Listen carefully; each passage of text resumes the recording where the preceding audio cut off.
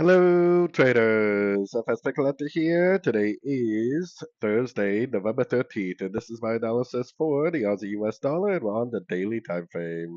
So on the daily time frame all week, I've been telling you to look for longs on sort of time frames unless we get a break of structure to the downside at a fib level. I would expect this move up to possibly be a C, which would most likely take out these highs and these highs, or possibly a 3, which could even go up and take out these highs over here. So we are definitely still very, very bullish unless we get that break on shorter time frames.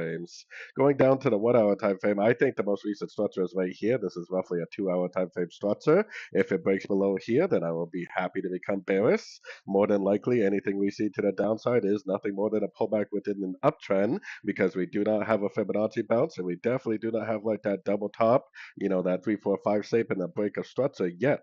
If it does, do something like this and then go up and hit that 78% and then go down and then break structure, I'll be more than happy to start looking for shorts. But right now, definitely looking at every move I see to the downside is likely nothing more than a pullback within the higher time frame move up.